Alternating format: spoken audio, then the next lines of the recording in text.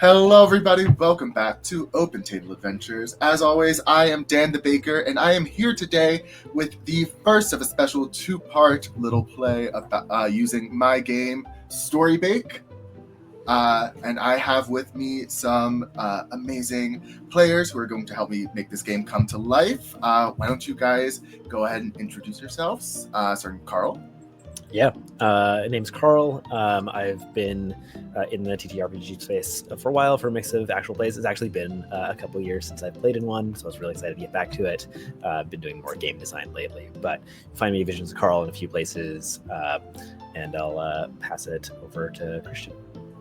Hey guys, I'm Christian. I have been, I guess, sort of in and out of the TTRPG space for a while now, mostly focusing on character development. I'm really into making up. Probably you've seen monologues if you've seen anything from me. But that's kind of my focus. I love character design and sort of pushing the envelope as far as like what can we do with characters and staples in the fantasy space that allow us to continue to create as opposed to just, keep putting up the same stuff. So you've probably seen some of my older stuff, but I've got my new account now, so we're all having fun. It's good. Hi, I'm AJ, also known as Hushakit all over the internet. I'm no stranger here. Dan just keeps me in his closet for when they need me the most. But yeah, I do video editing, I do voice acting, I do a lot of different stuff in the space. So too bad you're not getting rid of me. I'm here. And AJ chooses to stay in my closet, just so we all know. I'm not forcing them to stay there. There's signed paperwork to Yeah. prove that. Fully consensual. Yes. Yeah. It's like I have a bed in there. I have a bed in there and everything. It's great. Yeah, it's comfy. Today we are going to be playing StoryBake. If you do not know what StoryBake is, how dare you?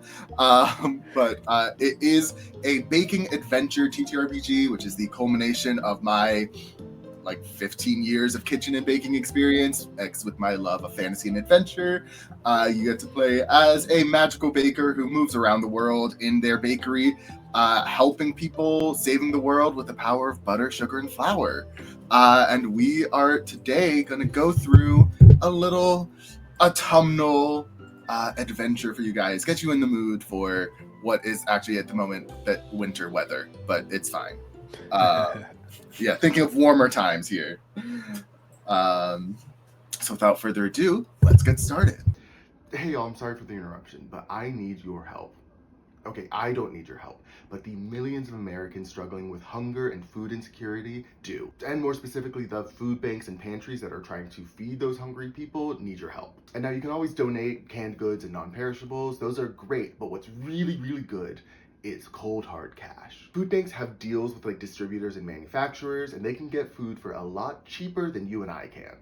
Donating as little as $1 can provide 5 meals to people in need. Down below, we put a link to Food Banks for NYC, which helps provide food and funds to food banks all over New York City. But I encourage you to find your own local food banks and donate to them. And if you want to share links for that, you totally can. Anyways, let's get you back to the video. We come upon now a small town covered in yellow, orange, and red foliage. The ground also covered in the same foliage as it flitters down from the trees. There are houses of stone and brick with big windows and tall chimneys. Trees and rivers meander throughout this town with covered bridges and little wagons crossing them.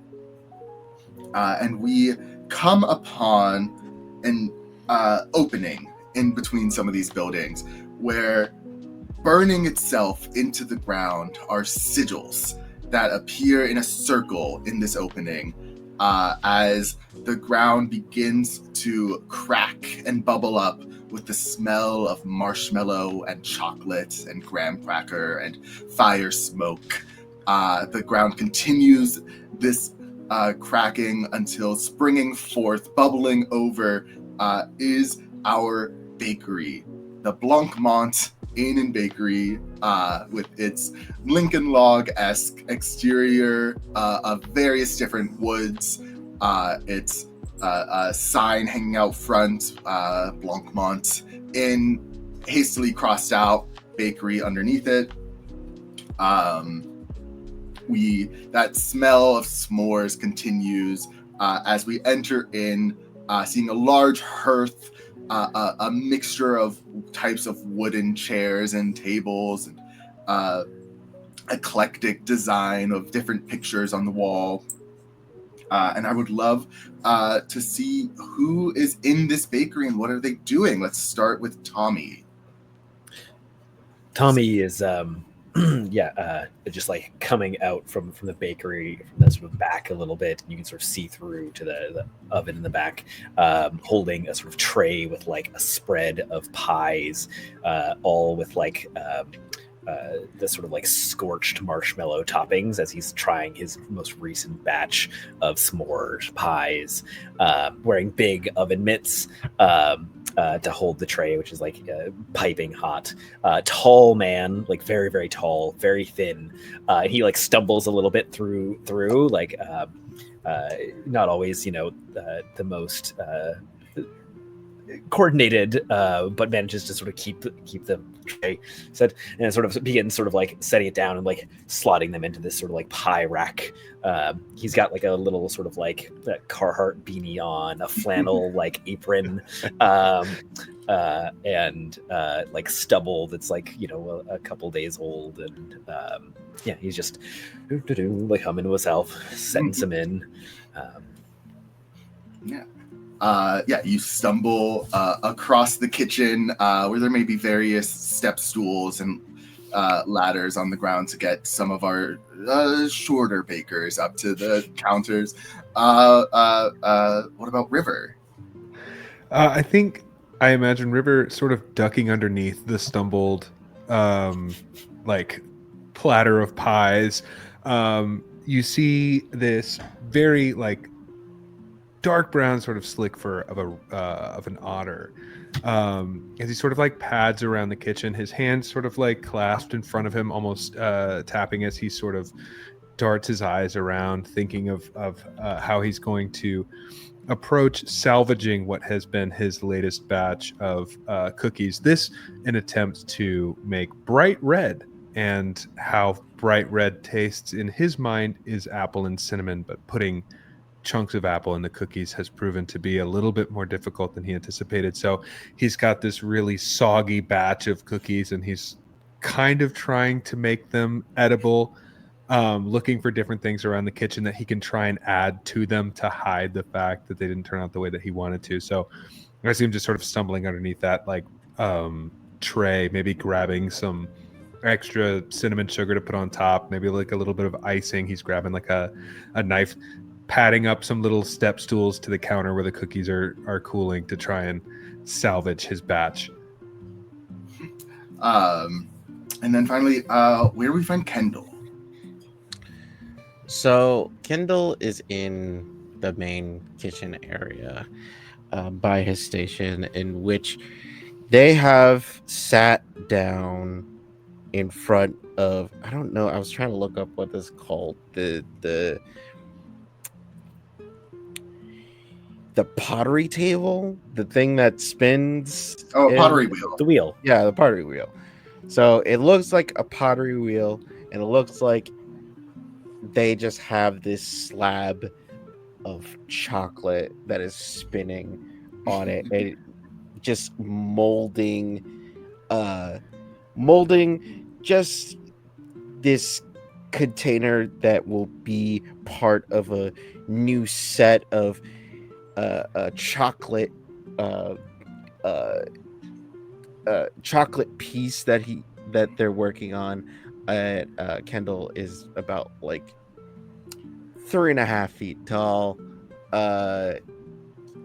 Looks like those Power Ranger toys back in the 80s and 90s that you just flip their head and they have a helmet on, or they have their regular head.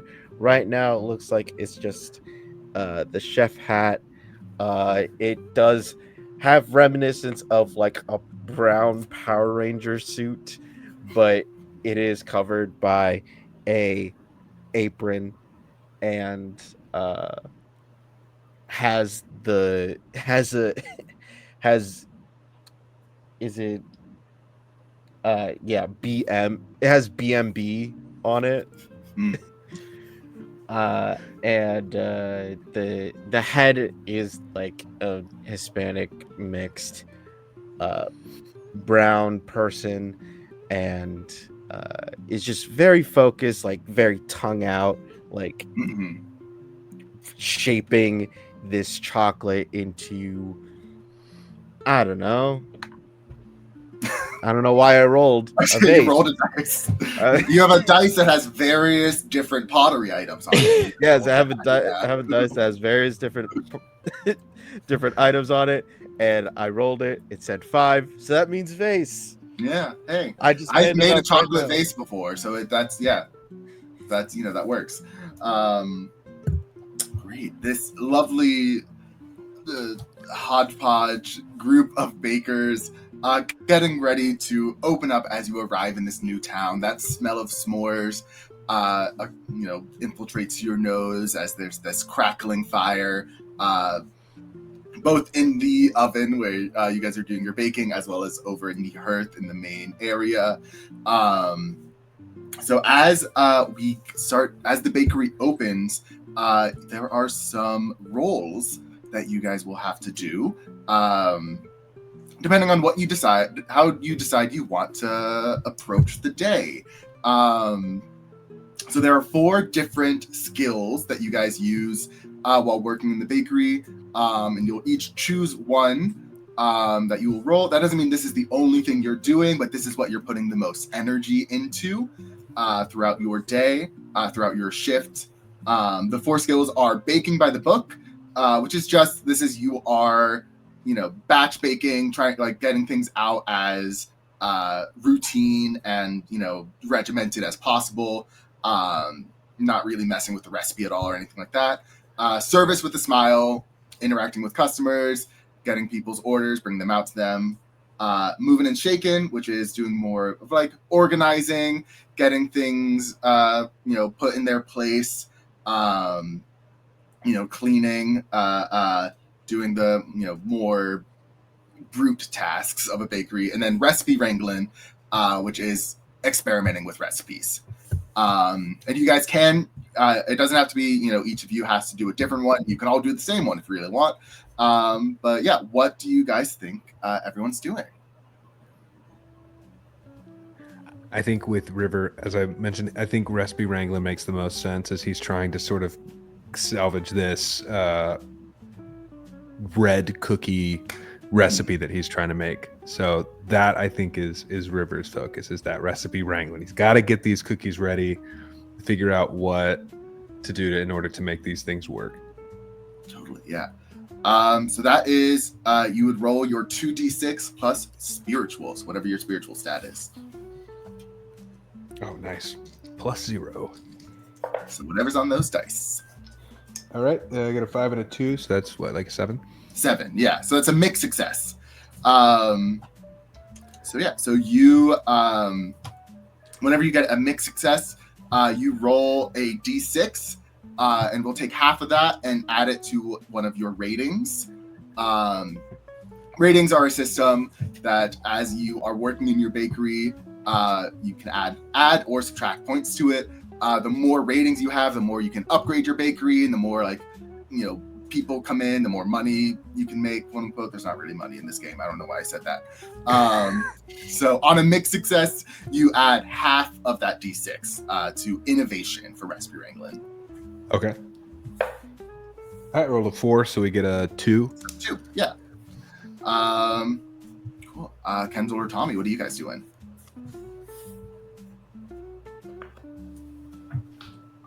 I think Tommy is having placed some stuff out, is like, going over to the door now that we're there, and like flipping the sign over, and doing the like getting service ready. So like doing all the things like lining up the mismatched cups so people can like, pour a little tea or coffee and like. So I'm gonna do service with a smile. Yeah, totally. Also, So that's no social, so yeah. just flat roll in here. 2 and a 6, so an 8. So 8. Cool. That's another mixed success. Yeah. I'll describe narratively what happens to everyone at the end. We'll just do the math all together. 2 to that. 2. Nice. Let's so go. And that adds so 2 to service. Yep. Is what that is. And then what is Kendall doing? You know, I'm already in the zone. I'm baking by the book. I'm gonna try to get this vase. Gotta get this these chocolate vases. Some of the smaller chocolate pieces. You know, you gotta get our usual top sellers out there. That's actually super hardcore that the chocolate base is a staple item. Like it's Yeah. just you can order a chocolate base. So yeah, baking by the book is mental. Yeah, you know, continuing the trend of the +0. You get a 7 or an 8. Yeah. Which, for those at home, you can have either a +0, a +1, a +2, or a -1. So it's a 25% chance that all of these guys have the +0 in their respective. Yeah. Oh, hell yeah! That's a 10. I am using your die. Oh, nice. The StoryBake dice.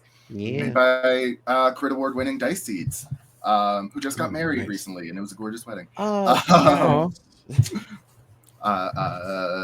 So yeah, a 10, that's a full success. So you add a full d6 to quality for baking by the book. You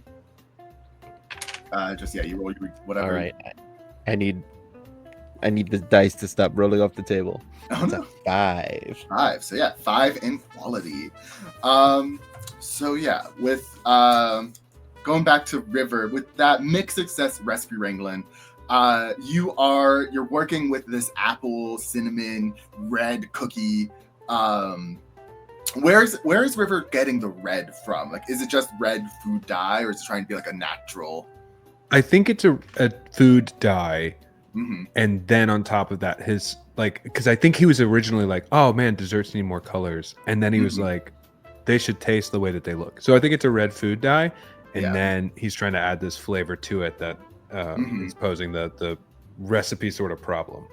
Yeah, I think as you are, you're testing out different things, trying to figure out what's going on, like why are these coming out so soggy, and so like they're kind of just like falling apart. They're not really baking right. It's like you adjusted the temperature, but then they overbaked and got weird and crispy. And I think on a mixed success, I think you figured out that you need to do something to the apples before you add them in. Some way to get some of that moisture out. But I don't think you haven't figured out exactly what you want to do with it yet. But it's like you have to do something with them. I think you're like, I'm on the right track, but I don't know where the end goal is, Yeah, he's doing that like otter thing. He's like sort of like messing with his like face as he's staring at a bunch of apples, trying to think of an idea how to solve this problem. Pulling out apples from your little, because otters have the little like pouches. Oh yes, put little rocks in. Yeah. He's got the apples in there. He's like, what do I do with you? Yeah. Tommy, with your mixed success on service with a smile, I think you are able to you get the dining room all set up. Like you have like a little coffee station that's nice. You make sure the fire's stoked and is warm. Everything is like all lined up and looks all good. I think that as soon as someone starts to walk in, it's right when you are walking by the front door and the door opens in. I think just you fully it hits you in the face. You trip backwards and just knock over a bunch of stuff that you've just spent a lot of time reorganizing as people start coming in. I think this happens more often than everyone would like to admit. How does Tommy react to that? Is it just another Tuesday, or is he very apologetic? What's his? He's like, I think he'll be apologetic. Be like, oh, sorry. Let me get that out of the way for you. always has like there's like a broom with like a dustbin like always to hand, because like he just inevitably will drop a glass or something, and it's just like oh sorry, excuse me, and like gets in their way while trying to clean, and it's like oh no sorry, go on in. Yeah. Totally, yeah. The people as they come in, they all are very kind. They're very like, you know, it's like, oh, it's nice to come in out of the cold. It's getting nice and chilly out there. And then, you know, kind of bundling up by the fire, getting something. I'm sure you guys have like hot chocolate because, you know, chocolate guy right there. And it's, they're all very appreciative of like, yeah. By the book. And he nailed it. So we got our hot chocolate on point today. And everyone also seems very excited, you know, to be here for sure. And then Kendall, with your full success on that Baking by the Book, I think it's like you said, you were in the zone when you were doing this. Like you were just like, you were kind of like, okay, no one bother me. It's like, you know, you put your headphones in, you have your playlist on, you're like just knocking these out. You're listening to a podcast. And I think it's everything comes out like as like perfect as they can be. I think to Kendall though that it's not, there's still like, just because I think Kendall is such a perfectionist and such like so very hard on themselves specifically, like you're still like you're judging yourself for like every little bit, you know, and like you're trying to better yourself, you know, like it kind of takes you a long time because after every vase or everything that you know mold, you spend several minutes inspecting it for any little imperfection and then figuring out how to make it better in the next version. How do you think Kendall kind of like does that? Like how does he kind of do this inspection and like perfectionist? I think after making everything and like letting everything harden and whatnot, he goes over, brings out a little clipboard and has like the standard competition scoring cards on it, and it's just like going through each one is like 4.5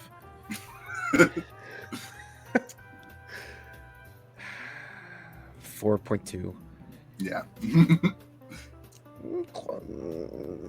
4.85 just like going through each one and just like, giving them each like a score, and then after of like within like each category of thing, and then just like then putting them on the display or like getting them ready for Tommy to like get them going. And then are these scores out of 10?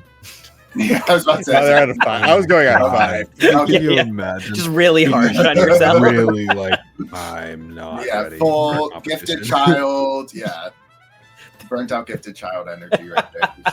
They're actually out of 7. Okay. I don't know why. Weird. Yeah. I use the metric system for scoring. I don't know why. Yeah. It's euros actually. I would love to know. Actually, also, I think you're also like as you're finishing these and you're handing them off. You hand them off to these little. They're like little trinkets and like little toys, little poppets even that kind of they don't move really with like a consciousness, but kind of just like oh, this is what you need me to do. I'm doing this for you. They grab little trays for you and bring them out. They have this warmness about them, this like kind of like cracklingness about them. They're not hot. They're not like on fire, but they have a like that warmth, that like invitingness that you get from a warm hearth. They are kind of, they might, you know, take things from you, bring them to Tommy or bring them directly to customers. I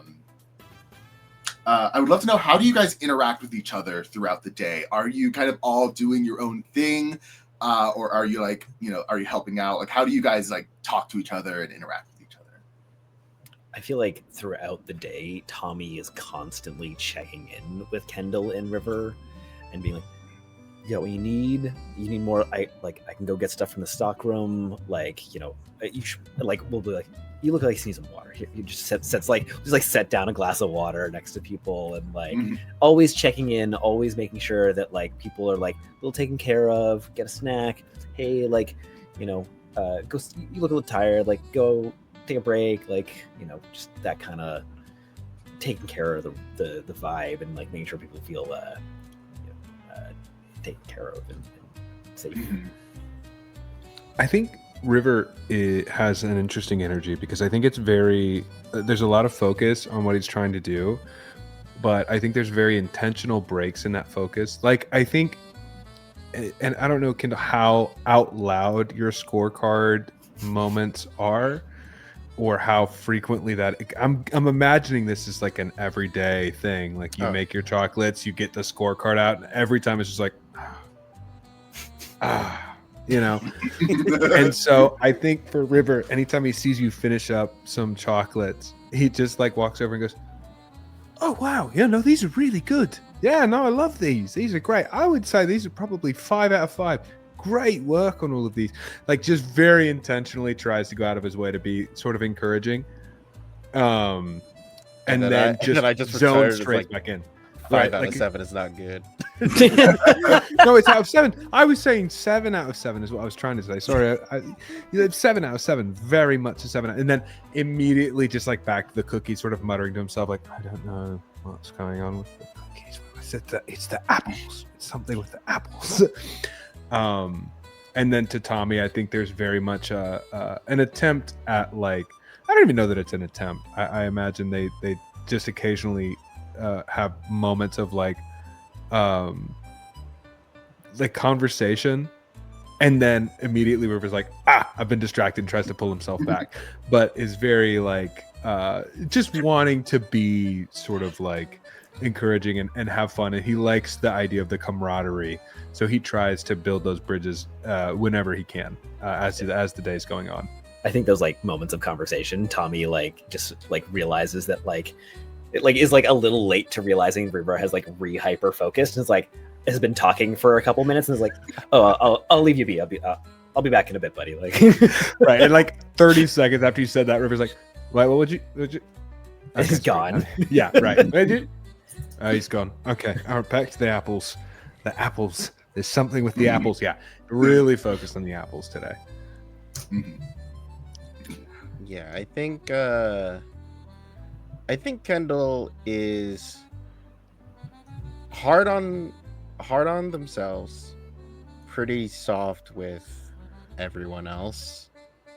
That is like, yes, he did is like 5 out of 7. It's not good, but it's just like, I think is always like, even though Kendall is focused, does keep tabs over onto River of just he needs the cinnamon refilled, he needs some of this garnish on the side, or with Tommy just knowing that it's just yes, hot chocolate needs to be refilled, gotta go about that. And just I think probably does have post-it notes of just that, if the hot chocolate container dispenser is refilled, just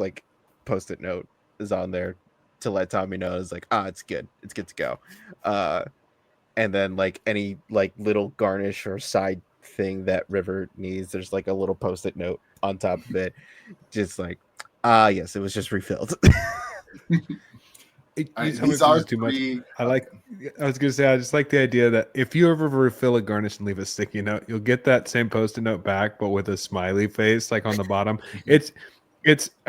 No, I think it's good because again, he's weirdly got thumbs. It's just a little smiley face on the post-it note that's left on a chocolate base or something, and then potentially 7 out of 7 is written in a corner somewhere.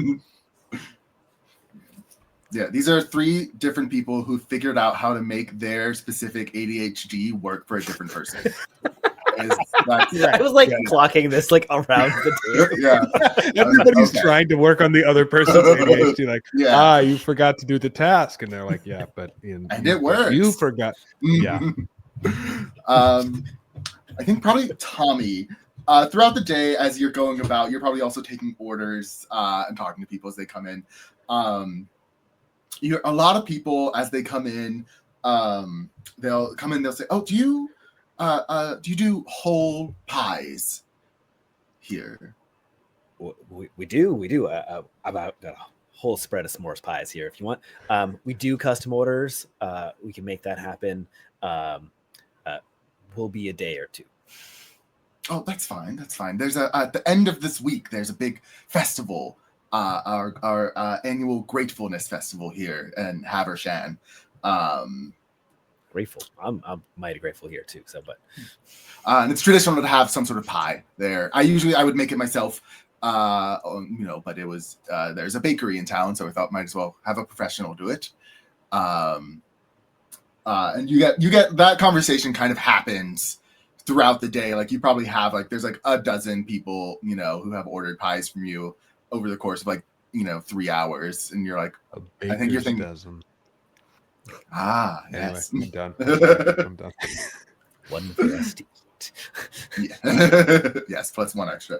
And I think you get getting the idea that there's this big festival at the end of this week. That's all about. It's kind of it's their harvest festival. It's their fall festival. It's their Thanksgiving. That it's all about being grateful for the things that you have and things that you've gained throughout the last year, and just kind of being with the community. And the main, there's a lot of actually probably River, you're interested. There's a lot of apple themed dishes that happen. This town you're in, Havershan, is known for its apples. There are a lot of orchards right outside of town for miles and miles. But I think it's a successful day. Throughout the day, no customers get angry or anything. Everyone's orders come out on time, and everyone enjoys what it is that you've made. Is there anything else specific that anyone does throughout the day that you want to touch on? The only thing I think that makes any sense for me is that I think River would be very invested in. You mentioned them being a lot of apple dishes, so I think through Tommy, he's trying to figure out what the apple dishes are that they're making, and I think he's sort of keeping an eye on an idea of okay, maybe I should try this or this or this to kind of see what the vibes are of these dishes and how I can try and use those in my dish. But I don't think it's necessarily a really conscious he just every time Tommy comes back he's like, did you say they were talking about apple dishes again? Which ones did they say that they made around here? It's just constantly that conversation. Yeah, totally. I think it's a mix of, they have sweet apple desserts, apple pies, apple crisps, and even apple cookies and stuff like that. And then there's also savory apple dishes, an apple glazed roast beef, that kind of thing. It's they're they get you get the idea that this is a town that has an excess of apples, and so they've gotten creative with it. Mm-hmm. River, I think, is desperate to nail this in this location. He's if it doesn't matter anywhere else, it matters here. So he's I got to try the apple cookie and see what that vibe is and figure out how they did that. So that's his, I think, takeaway from the day. He's I got to go find somebody that's making these apple cookies and try one of those. But yeah, I think that's the only specific thing that he does other than try and futz around with that recipe. I think, closer to the end of the day, it's it's probably it's not coming into nighttime maybe, but it's probably closer to 5 o'clock, where it's the sun is probably about to set soon. The sky is becoming orange, the light is dimming. I want all of you to roll for me I just drew a blank on my own game. Roll follow breadcrumbs roll, which is plus mental. This is great because I have an ability for this, which means I get a full success on 7+. Nice. To 10 anyways. Oh, nice. Okay, so full success. No way. I just hit a 12, baby. Ooh, that's a bit, or did you do that? Did you roll 2 6s? I did roll 2 6s. So that's a baker's dozen. Which is or AJ, what did you roll? Why? I rolled a 9. Okay. So you didn't, finish the trend of getting full successes, but that's fine. Fine. If only I had a plus in mental. If only I had a brain. Well, yeah, and I have a +1 to mental too. That's like one of the few things I have a plus to. I have a plus in mental and a plus in physical. Yeah. So +1. Why do I not know where the stuff in my own book is? Jesus. So with a baker's dozen, this is essentially the StoryBake version of a nat 20. It's when you do things the best way you possibly can. You also get a little bit extra because it's a baker's dozen, so it's 12 plus a little extra. There's 5 things that you can choose to do. Choose one of them. You can either give a baker a +1 to their next roll, or give yourself a +1 to your next roll. You can gain an experience point, or you can heal damage or remove a condition from yourself. Those last 2 at the moment don't matter because you don't have any of those. So either give +1 to yourself or someone else, or gain an experience. I'm gonna gain an experience. I think that. Cool. Yeah, very useful. I think it probably, the people who notice, you all notice this. I think River, you notice it first, then Tommy, and then I think Kendall a minute or 2 later you notice that there is at first you're not sure who it is, but you see what appears to be someone trying to sneak into the back of the kitchen. And it's like you see them flip past you see them out of the corner of your eye. And then I think you see they're making their way towards the pantry. And you see it is like a probably like you would guess like 11 or 12-year-old young girl. And you see she's like trying to like very sneakily trying to get into the pantry. I think if I notice first, I think River. I'm gonna say I think River's probably like washing up sort of in this little wash basin that we've got, which sort of this like little moving water pit essentially, and looks over, like sort of flitting eye sees her, with this sort of instinct almost, sees her moving towards the pantry, and is just gonna sort of like pat over in a very like calm manner and just approach her and be like, excuse me, what is there something I can help you with?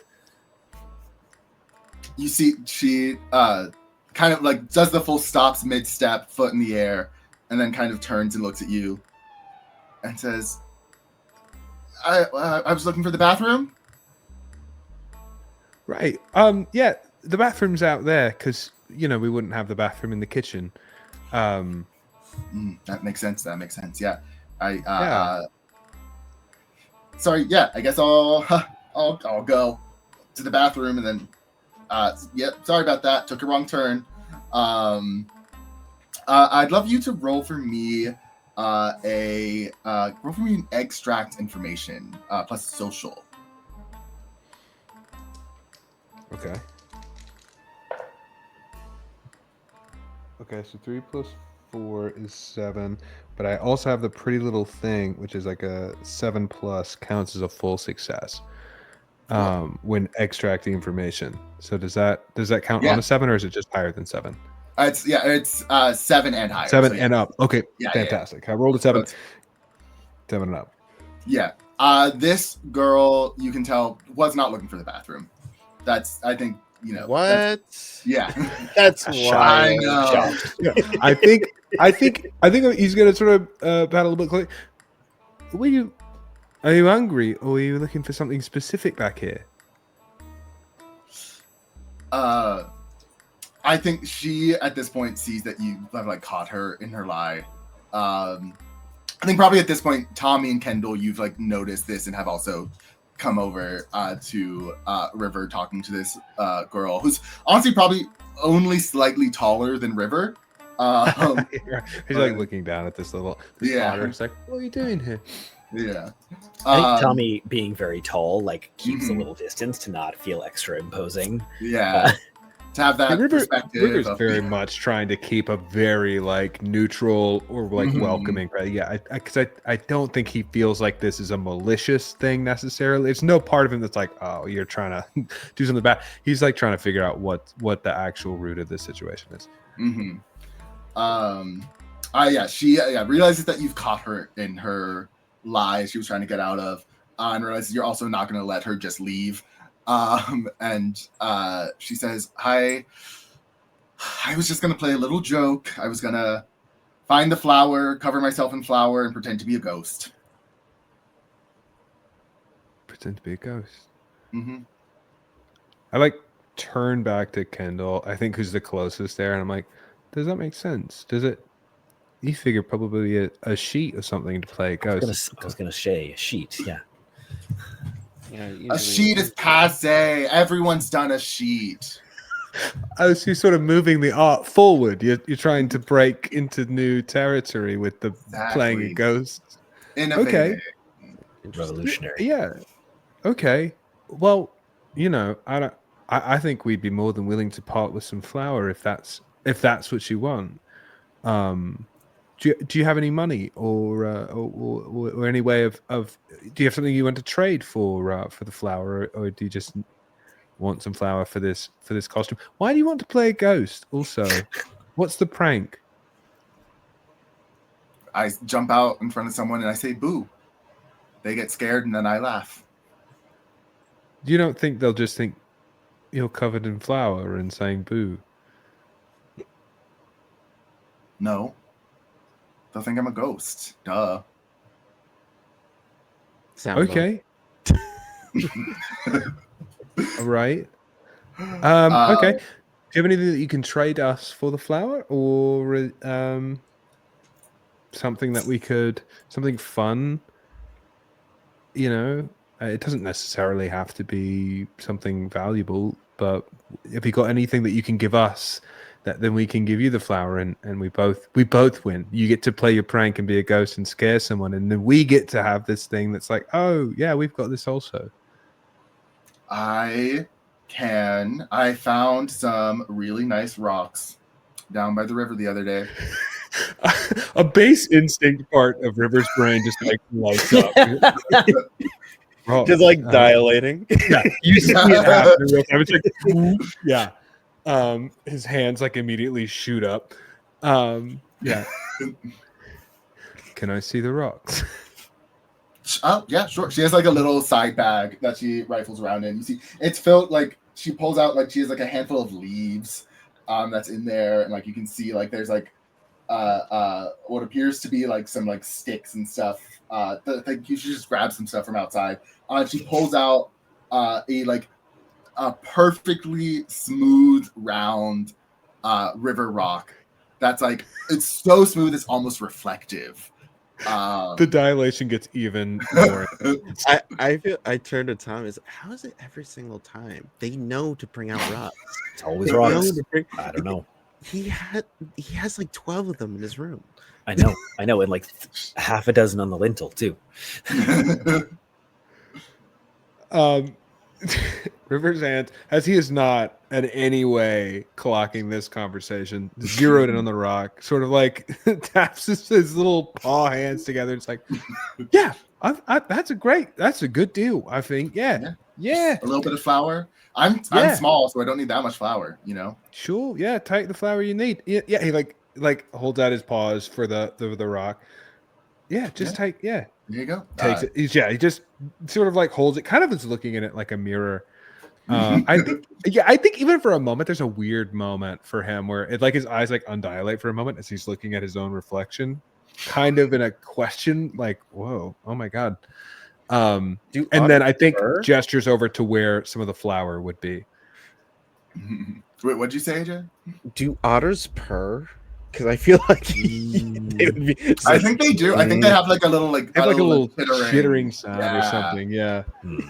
Yeah, he's definitely making otter sounds. All right. Yeah. So viewers at home, Google the otter sound that's the cutest and that's Yeah, the one whatever that he's looking- whatever whatever's the otter cutest. sound means that they're Happy. they That's have the joy. one. That's the Here. one. That's the If one he's let making me- right now.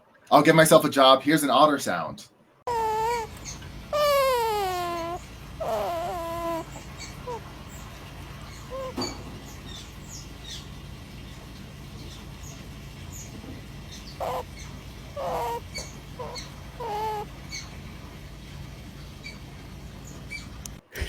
Yeah, I clipping was like, otters. this is Whoa. what post is for. Yeah. Wild. Hey, can we go ahead and, clip in otter sounds in post? You know what I'm Yeah. doing that, dude. I listen. My boyfriend loves otters, so I've sent him so many videos of otters. I'm sure I can find some. Just take This the is audio very out of the different back than of the this other video. game, in Yeah. which you reference someone to fix it in post, in which you were live. So Yeah. Yeah. So I think she goes over to like I think you have like just a big bin of flour somewhere. Yep. That's like just you go and like scoop out whenever you need. And she goes over and she like takes the little like scoop that's in there and just pours it on her head and covers herself in flour right there on the kitchen floor. You see her like hair like is like face are now stark white and like the top of her shoulders and stuff. And then it kind of like peters out and like stops, like it's not her whole body, but she kind of like it's like that'll do it. That's good. That's good stuff. All right. Hey, great doing business with you guys. Great doing you're not- business with you. Yes. Great business. Just infatuated.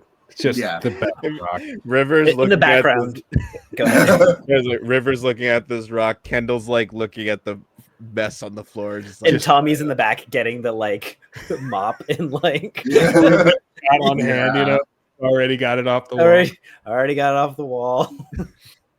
I think at this point you hear the front door open, and you hear a woman's voice go, "Eleanor," and this young girl goes, "Oh, Schnitzel," and she dives behind something, not hiding very well, has left a trail of flour behind her. As you hear it once more from the front, "Eleanor, are you in here? Hello? Is anyone in here?" Tommy will go up. Evening, ma'am. How can I help? Oh, hi. She approaches you.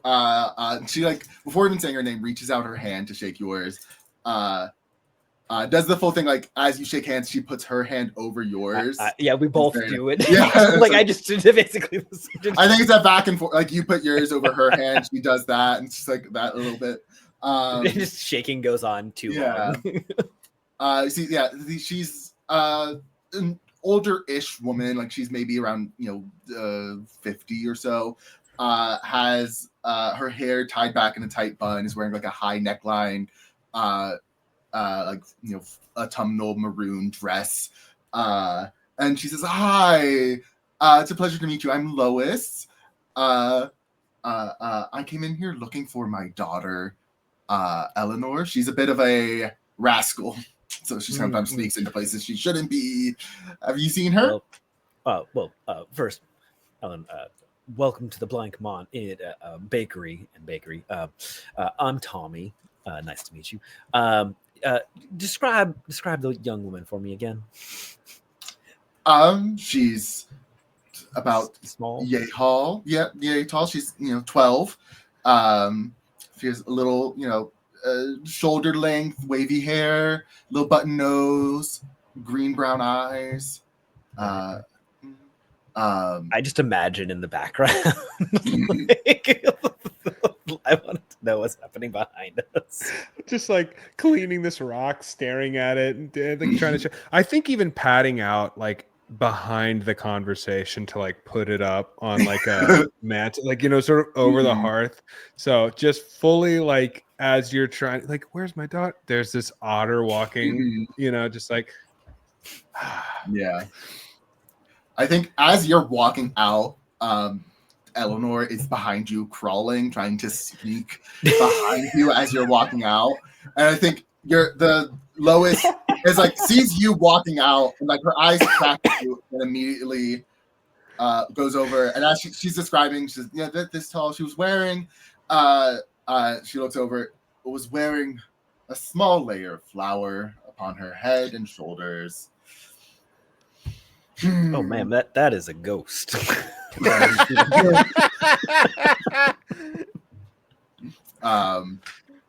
And she River you see turns she does around have and a she has like a little smile as she says, "Oh, I'm sure that is. It's Eleanor. Are you gonna stop getting flour all over these kind people's floor?" Eleanor stops crawling, like looks up and says, "Boo." Who? And then, yeah, kind of knowing the jig is up, kind of stands up and goes to her mother, and kind of like head down a little bit. And before the mom even says anything, says sorry, in a like kind of a not really sorry kind of way. And Lois says, "Okay, we're gonna take you home and get you cleaned up, and I will." There's really nothing I can do to help clean up what you left behind here. I'm sure these people are much better at doing that than I am. But in fact, there is actually something you guys can do for me. There is another reason I came here. It wasn't just to track down my daughter, though added benefit. I would love to know, do any of you specialize in pies? Oh ma'am, I do. River, like as you're saying that, like takes the mop from your hand. You know what I mean? Like in a like knowing sort of way. Like if your hands go out, he just grabs it and starts like mopping up the flour, knowing that that's your specialty, and it's just gonna start trying to start mopping up the flour. But it's like just immediate. It's just no breaking conversation. Tommy normally more in like, service mode during the day, bakes in the morning. It's like, oh, someone's asking for a pie. And just like sort of lights up a little bit. You do. Everyone does lift, like Tommy and this woman do lift their hands, and there is a hot chocolate in both their hands at the moment. I love this. It's tiny characters just like moving, and suddenly things are different. That's business chocolate. Business chocolate. Yeah, it's got like oh my god, if the cup has like a little suit design on it, a little like tie on it. She said she like gestures over to some seats and says, with your like hot chocolate, you guys go over and sit down. She says, "So, I am in fact the wife of the mayor here, and among other things that has made it so I am in charge of the Gratefulness Festival Committee, a job in which I take much pride in." And you see behind her, like just kind of standing a little bit behind her is Eleanor, still covered in flour, who's just kind of mouthing along mockingly to like everything Lois is saying. And Lois says, and the Gratefulness Festival, if no one has told you yet throughout the day, is our annual end of harvest festival where we all gather for a large meal and we discuss, we all talk about the things that we're grateful for that we gained or kept throughout the last year. It's a gathering of the community and a celebration.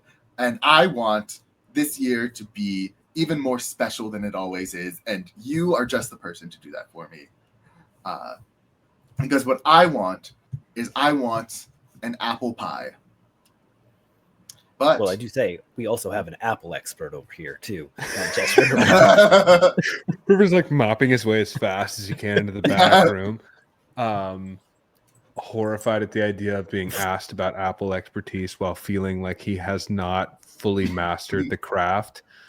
But I think upon hearing the apple, it's sort of a mixed response. So he's like sort of mopping, but he's also like kind of turning into the conversation because he's torn. He's like, I don't want you to ask me about what I think about apples because clearly I'm failing, but I'd love to know what you think about apples without you asking me about what I think about apples. Yes. So yeah, he's mopping very fast, but keeping like an ear close to the conversation. I've got no skin in the game. A chocolate apple. No, I'm just kidding. And she chocolate apple pie. I have made that before. It's delicious. Sounds She good. continues, and she says, but not just any apple pie. I want the largest apple pie you could possibly make. And I'm talking large. I want it to be like 20 feet wide, you know? Like it needs to take up space. Is that a challenge you're down for? Ma'am, we've been to some strange challenges, and I think this is one we're willing to take on. It might take a bit of work, but we can try to figure something out. Fabulous. Oh, I knew I could count on you. I heard great things from all of the people who came to your bakery throughout the day. They And all I have am rave reviews. so grateful for this Grateful Festival. Oh, I see what you did there. You may have also heard Havershan is known for our apples. We have orchards for miles upon miles just outside of the inner town. And we have a ton of apples. I mean literally a ton in weight of apples out in the old barn out on the edge of town that are yours to use for this pie, and any extra that you do not use is yours to keep. We'll get right on over there. Yeah. Oh well, maybe it's it's getting late, so perhaps we could meet you over there. I could bring you over there in the morning with my husband. We I don't start want about to- 4. Okay, that's that's a time for sure. River from the back is just like, yeah, we like to get a late start. You know, we wait until 4 to get started. You've worked in a bakery, like That was my normal. That was like the second shift usually. Show up before you're like, all right, well, everything's kind of gotten everything's moving. ready. Yeah. And she says, I just don't want you to, don't want to be lugging apples across town in the dark. But if you want to perhaps you start your day, and then I can meet you closer to maybe like 8:30. Oh well, and we can have most of the work here done by then. We open right at 7:30. How industrious of you. Yeah, River's like, I actually see pretty well in the dark, if I'm honest. You have dark vision? Yes, that's all on my sheet. It's that's all on my Racial sheet. bonus, otter racial bonus. Yeah, I have dark vision. I not me literally Googling otter night vision and it being like, yeah, otters see pretty well at night, and then me immediately, yeah, I can see at night. Yeah. She says, we'll figure it out. I'll come by and I'll get you in the morning. We can, me and my husband, he would love to meet you. My husband, the mayor, would love to meet you. Does he have a minute? Just the mayor? Should we call him the mayor? His name is Isaac. You can call him Isaac. Okay, good. Mayor Isaac. It's very formal otherwise. I like whisper to and I'm like, wow, we get to call the mayor by his first name. Mayor. Me going up to the mayor being like, hey Zoran. How you doing? What's up, Zoran? Zori, baby, what's up? Yeah. Zori. What's going on, man? Tap me out, baby. Come on. How's it going? Free buses, man. That's how we get to the apples. Yes, exactly. Free and fast buses. Yeah. Yeah. Leave Eleanor with the free childcare. Come on. You, Lois, extends her gratefulness to you guys. It's very, I am so appreciative of, you guys coming in. It's serendipitous that you showed up, during this week when our Gratefulness Festival is happening.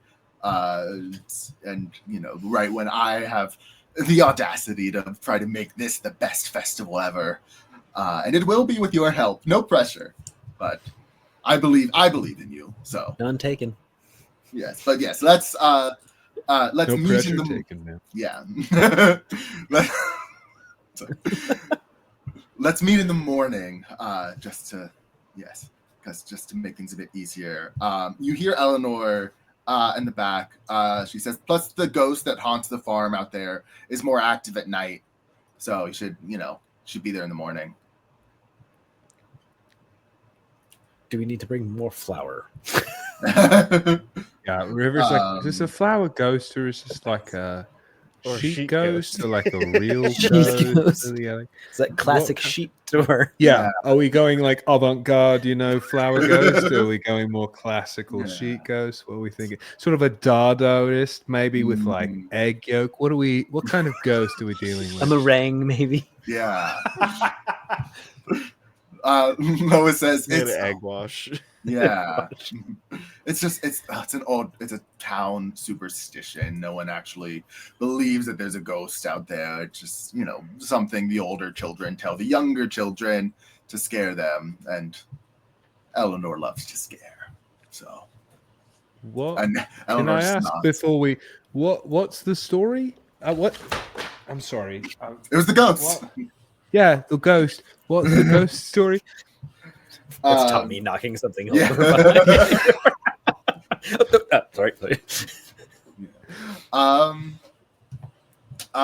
You see Eleanor very excitedly steps forward and says, there's a ghost who haunts the farm and the barn out there, who is an old man who used to own the farm, who died there, who haunts it because he hates everyone.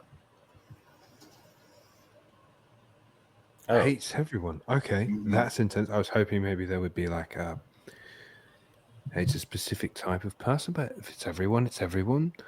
And we're he looks back at her mom and goes, and we're very certain it's just a story.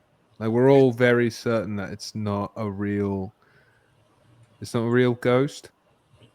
I've lived in this town my whole life, and I've been to that farm many times, and have never seen a ghost. So, All right, well, that's good enough for me. I'll take your word as law, and that is that. I can't wait to see you there. Yeah, I can't wait to see. Yeah, wife of Isaac. Hey, Wife of Isaac. wife of Isaac. Wife of Isaac sounds like a crazy. Yeah, very. yeah. Ah, yes, the wife of Isaac. What should we call you? It's just you. I'd say turning back to her after just calling her wife of Isaac to Tommy. Yeah, what should we call you? That's not just. Lois. My name's Lois. I whispered to. Did she say that already and I missed it? You were looking at the rock. Yeah. God, the rock. Zoned Sorry, out. Lois. I had a rock.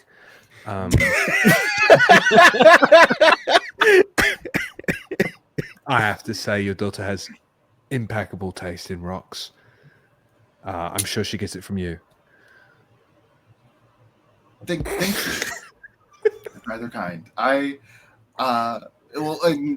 Anyways, we actually should be closing soon, so you we don't must be mind. off anyways. Yeah, I should get this flower out of Eleanor's hair, and again, I'm sorry. And yeah, they head on out. You see Eleanor very enthusiastically waves at you guys as she goes, dusting a flower as every time her hand moves. Just Tommy behind with the broom. Yeah. Just sweeping in the wake of the hand. Yeah.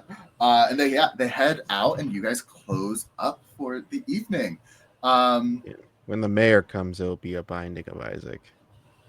Yeah. If you sign anything, it's a binding contract of Isaac. Yeah. Bound by Isaac. No, that's a different thing. That's something else that we can't show. that And the we stream talked about right that off. We Yeah, talked about demonetized instantly. Yep. And there's the violation. There it goes. There it goes. There goes all the money. For the evening, what do you guys do? You guys just stay in at the inn, or do you try and go out onto the town and see what the nightlife is like in this quaint New England-esque town? I feel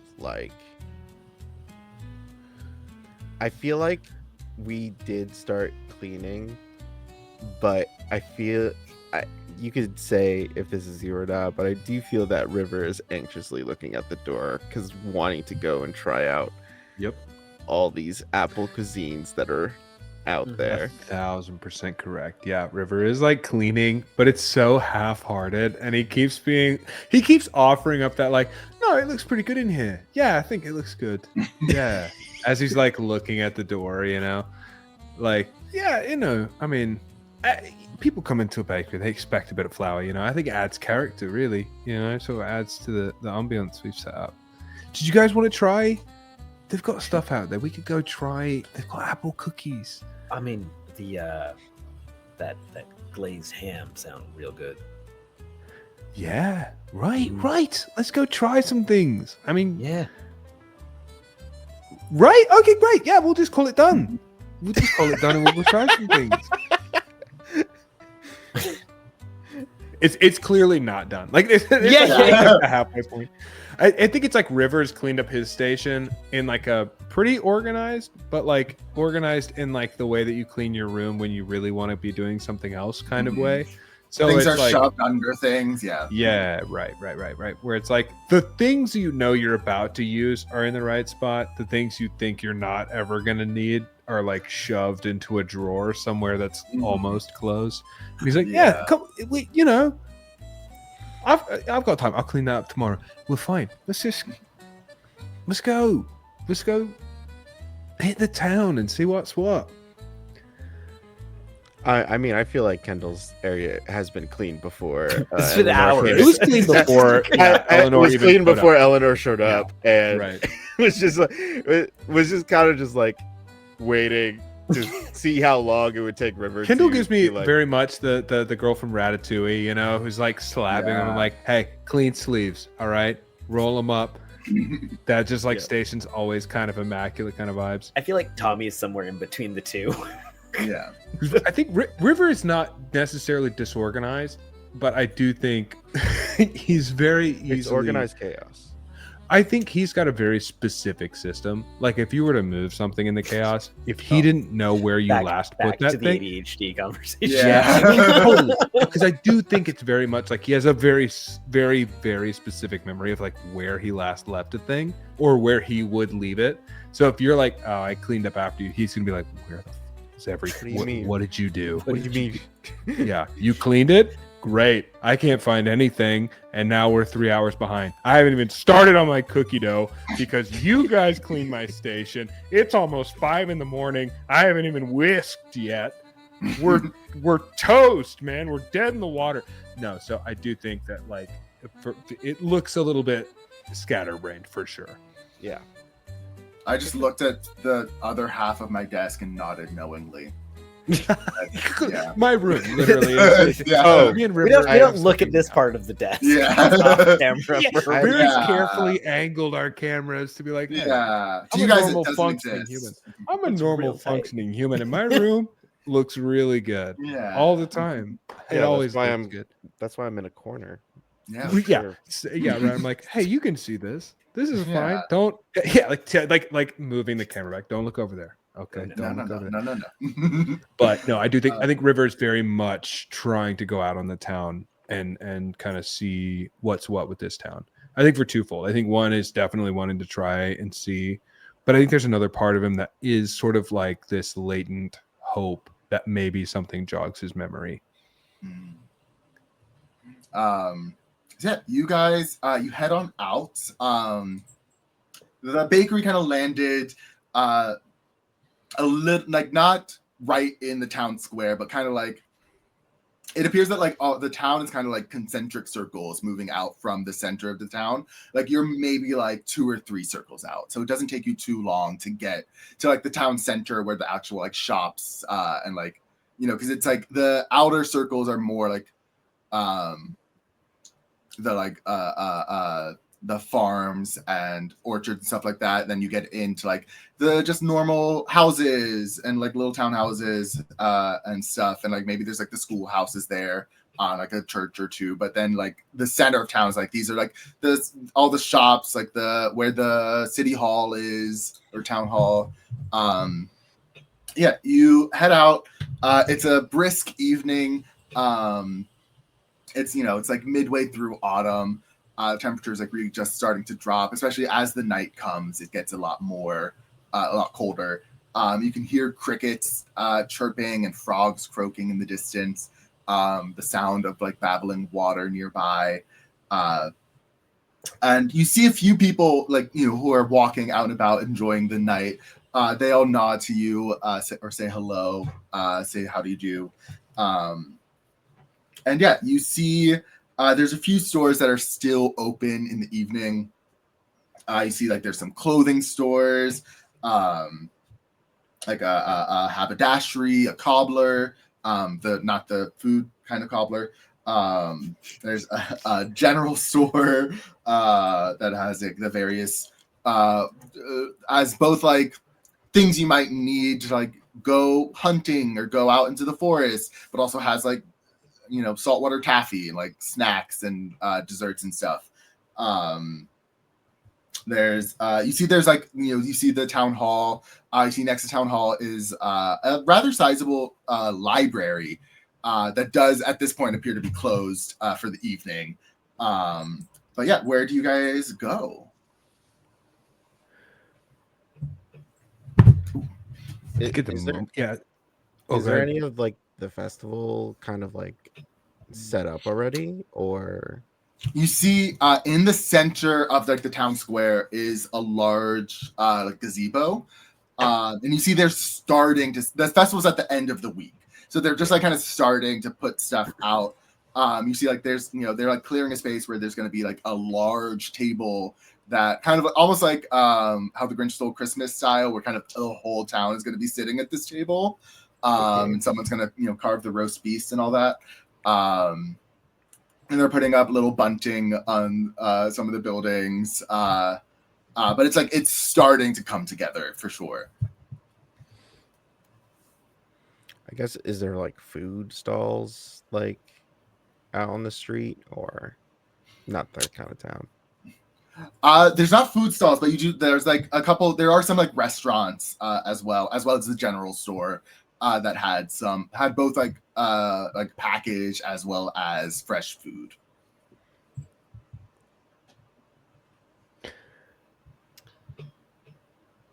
I think for River, who has put on this little like tweed jacket, you know, is super engrossed by like all of it. Very like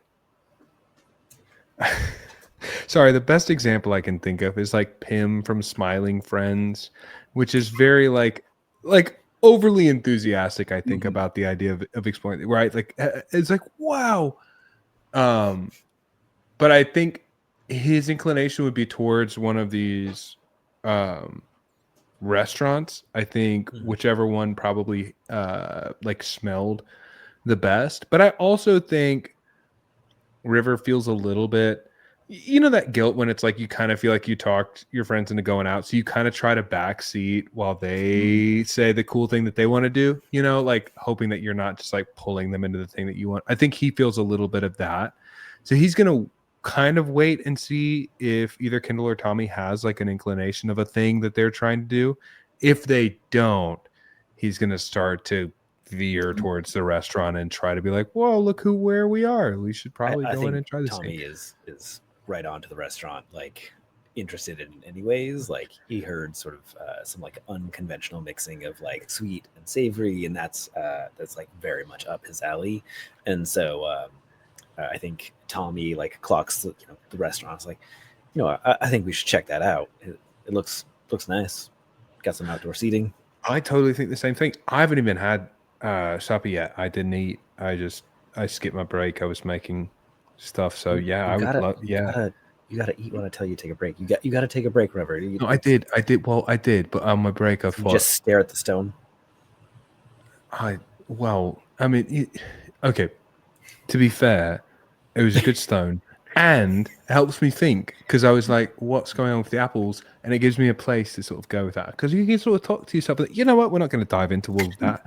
And legally, you still have to take a break. I did take a break. Technically, I'm just saying I didn't eat on the break like I should have. You should have eaten on the break. Kindle, I hear you. I'm just saying like I didn't, and this would be good. I would. Do you guys want to eat something here? Because you know what? because you're right. Legally, I should have eaten on my break. Dinner's on me if you guys want to try something.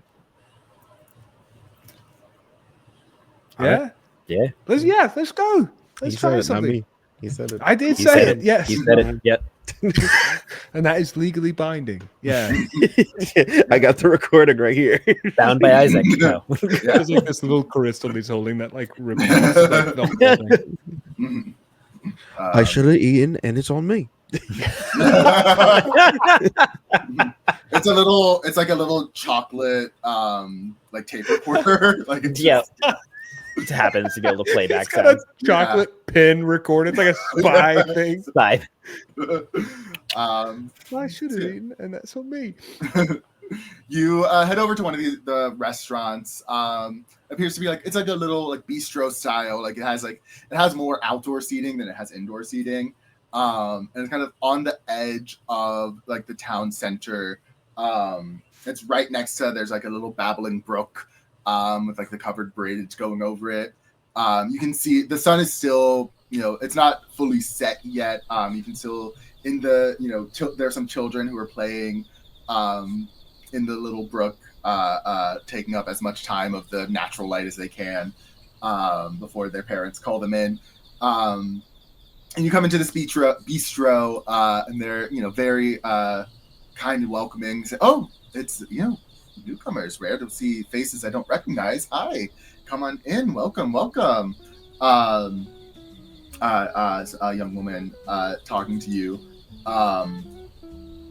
It's very classic, like kind of like family dinner-esque food. Like everything comes with two sides, and like you get, it's big portions. Can have anything from like meatloaf to pork roast to whole chickens, like things like that, as well as a bunch of apple-filled desserts as well.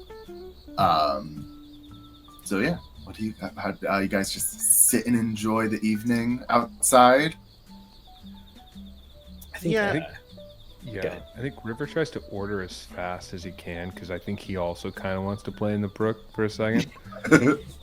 But I think he looks at you and goes, "Do you guys have anything aquatic? Do you have like fish or something like that?" We have clams. That would be spectacular. I'll do the clams. Leaves the tweed jacket, looks at you Kendall in the eyes, and is like, "Don't let me forget this."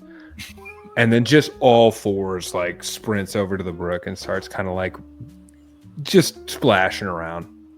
Just absolutely stoked. The waitress who took your order just goes, "And for you?"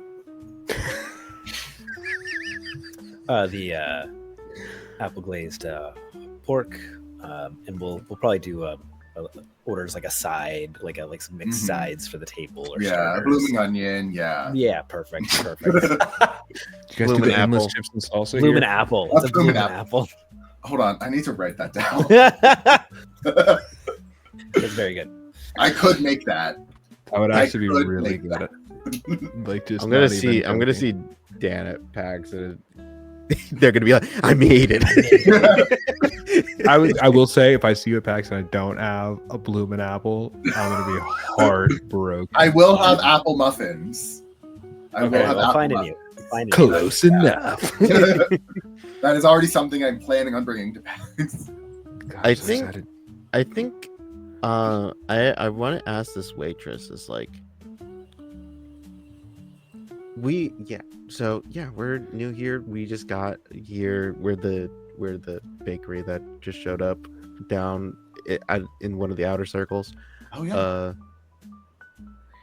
And we were wondering, what flavor? I know, like, you guys are like very known for your apples, but like, what kind of like flavoring and what kind of like taste would you be like, oh, this is our town?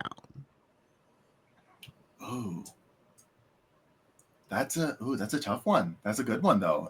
We're known for our apples for sure, and people usually go cinnamon with apples, for a lot of things. And I think that's the first thing you think when you think of Havershan. You think cinnamon and apples, just because that's a classic But I think for me personally, when I think of Havershan, I think of Havershan apples. I think of that tartness to it, because I think that's something that our apples, I think, do better than a lot of other people's apples, is they are what they are. And apples are a tart fruit.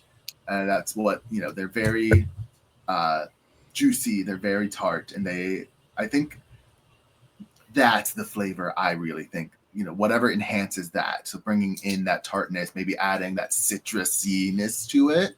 That's what I think, for me, makes Havershan special.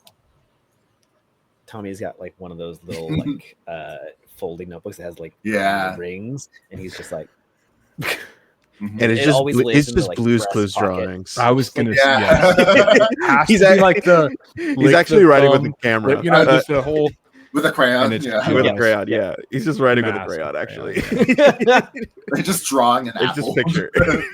Draw apple, and then draws like the warhead face, like the puckered cheeks. The puckered cheeks.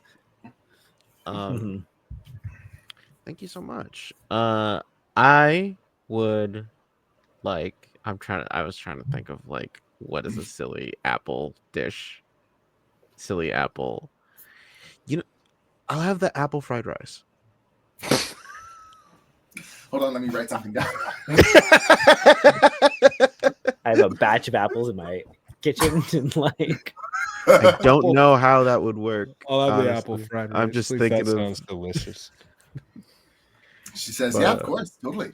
And then, she goes. Do they only sell Martinelli's here? Oh, absolutely. Oh, and also, sorry, the like little apple juices that are like look like with the bendy straws, yeah. I think probably the sun is now like starting to set low. It's getting dark. The like street lamps have been lit. The children have been called in. I think River, you probably come back to the table. Slinks back, just sort of like puts back on the tweed jacket, and he just sort of says, there were no good rocks over there, so Eleanor took the really good one. Looks like she got the good ones, but on the plus side, we've still got the good ones, in case you guys were worried. Oh, we were so worried. What'd you guys order, by the way? I wasn't. What'd you guys get? I think at that point your food does also come out. The apple glazed pork, and the pork or the apple fried rice, and the clams with an apple reduction, some sort. I don't know. It's just and like apple cider vinegar. Yeah. You telling me that apple fried this rice? Yeah, that's what they said. Yeah. I guess, makes sense. Tim to Cook me. I love that a toy's like an apple did this. Really? It's just like, it's like a clams Rockefeller, but with it, usually you have like the little bit of lemon that you squeeze on. It's just like it's an apple that you're supposed to squeeze the juice out of on top of. So it's like an apple that was like almost softened to like as if you were gonna put it in a pie. Yeah, but it's softened just to be squeezable. Like a ketchup pack, like rings out the apple on top of it. Oh, this is a sensory. They took out that metal juicer that's going around on TikTok just to squeeze. They give you that with the dish. You're like the press that you like slowly spiral down. Yeah. Everything is delicious. Everything is like, it's clear that like the apple's the star, but like the supporting cast isn't jealous of them. It's very, everyone's in this together. And it's, I think, I don't think any have any complaints about the meal itself. River tries to start the thing, where you like take you share the let me try some of your, is that, if I tried to take some of your apple fried rice, we're sharing, right? We're bakers, we're chefs. Perfect. We're sharing. We're just like you gotta try this. And we're also researching. I can't believe. Yeah, no, it just doesn't make sense. But you think fried rice, you think there's no way apple makes sense in There's this. no way an apple can But make then they this do it, thing and that you're they like, make it. it's a hero flavor too. You know, you're sitting here, you're like, it's apple, but it's fried rice. It's brilliant. Yeah, you know, you would think that it's like if you put like some cinnamon in rice, that's more of like kind of like a rice porridge kind of thing that Right. you would have Yeah. like in the morning Yeah, you're or like, like you're late lost. at night You know, and stuff fried like rice that. with cinnamon, But you're lost. fried You're off your rice? rocker. Right. Cinnamon, apple, wild. Yeah, you're thinking, okay. I mean, because when I saw what you got, I thought they're off their rocker. They're just putting apple in whatever they can. But then I try it, and I'm like, oh, this is sort of like an homage to this like very different sort of flavor palette. But also, it's fried rice. You don't lose the truth of the dish, and yet you get that insane. Glad I stuck to baking because there's no way on earth that I'd ever make anything like that. And then the glazed ham with apple. Like you usually would glaze a ham with like Honey, with like Sure. honey Yeah, right, like or cinnamon sugar pineapple. or honey or yeah, right. Something, yeah, a little bit It's more. like something nice something pork shoulder, like Yeah, you would want something more citrusy and more sweet, but this apple makes it just taste. It's not intruding. It's not intruding at all. That's what's get a crazy. little That's what sweet, baffles get me a about little these tart dishes. on it. Is Yep. it is apple, but it's also the dish. It's also the fried rice. It's also the ham. It's also the clam, right? Because the clam, I mean, I'm thinking like, there's no way this makes sense, right? We're squeezing an apple out over some clams. This is going to go wrong immediately, and it doesn't. You know, then you try it, and you're like, oh, this makes perfect sense. What are they doing to the apples in this place? It could be the way that they grow them. Could be the way that they grow them. Like, you know, if like certain. Is it a growth thing or is it an after? Like, is it like a prep thing? It could be both. It's Like probably there's yeah. like some things of like, oh, like if you put like soil, if you like have soil in like a certain area and you like tend and nurture that soil to grow apples specifically, they will like come out very like how you want it, like tart, like we were talking with the waitress while you were in the river that Oh, nice. Yeah. that very like sweet. she was saying that like the tartness of the apples is very key to this town. Like that is like part of their Makes sense. Because I was tasting that, but I thought it's got to be a prep thing. But the fact that it's the apples pre-prep makes a difference, that they are just sort of tartar apples. My question would be, I wish I could just see a bit behind the scenes. What are they doing? we're going to the farm. I mean, we're going to the farm. And I think we will see some of it. But man, I mean, you know, fly on the wall. Love to see what they're doing, you know, in the kitchen for some of this stuff. Because apple fried rice, you know, like, and they make it work. And they make it work. Unbelievable. And that's improv, baby. That's show business. Okay. there we go. Now I'm starving. Okay, we shelled out. All right. Yeah, you guys finished your meals, and after your plates get cleared away, the waitress comes over with several dishes. Since these are, I gave kind of, you guys are bakers, so I wanted to give you kind of a sampling of our desserts. So there's a couple different things that we have for you guys to try. She brings out, there's an apple cookie, a like apple mousse dessert, a small like apple tart, and then like an apple creme brulee situation. Which she comes out and she like has the blowtorch and does it in front of you, you know, kind of like that, like that whole thing. You gotta for the experience. And she says, this is for you guys to enjoy. We would love to know, you know, what you guys think of the, you know, these are Havershan staples. You know, all the restaurants kind of offer this kind of stuff. So yeah, enjoy. Amazing. Thank you. And yeah, digging in. River's diving into that cookie for She's taking a handful of that cookie and diving into it. Straight to the tart for Tommy. Like he knows that's his game. Like I'm more strategic about this. All right. Okay. Yeah. All right. Cookie guy. I'll have the other two. Yeah. That's just for me. You're like, they're not touching my game. All right. Nobody's doing chocolate in this town. I don't have to worry about What is that? The I'm mousse. just a moose. This is a vacation for me. Okay. Yeah, The the mousse mousse is is chocolate and apple. Yeah, because it's like a chocolate mousse with apple. Yeah. like, They're stepping up. is that an They're apple stepping up. compote on the bottom there? Like, They stepping on my turf. What's going on? I heard you did chocolate. Here's what we got. yeah, I hear you did chocolate faces, guys. Yeah, they bring you like a chocolate, but it's like a different sort of. It's like an urn. Yeah. It's got a lid, little handles. Like, Yeah, a removable lid. You're like, are you serious right now? I think, yeah, the desserts are all delicious, as you kind of expected, and it's like you find this interesting, like the difference between how they used the apple in a savory sense versus how they use it in the sweet sense, and you kind of get the sense they didn't really. It's not the apple that really changed. Like the apple is still like that. Like I said before, like it's still the star of the show, but isn't taking away from the rest of the ingredients. Is like working with them really well, and you still have the like tartness and the bite of the apple. And I think you do get the sense that like it is something about these apples specifically are like just beyond apples that you've had before. Yeah, River is immediately eats into that cookie. He's like, how in God's name are they doing that?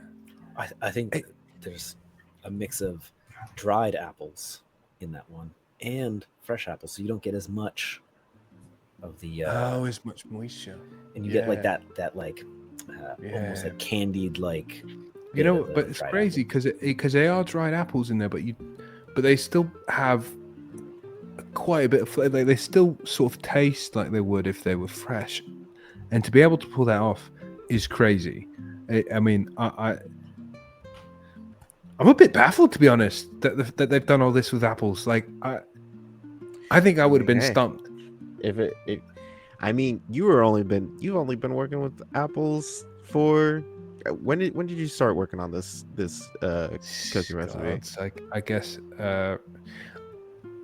in earnest probably about 4 days ago, but I've been thinking about it for a couple of weeks now. But I know, but they've had however long this town has been. This is their thing.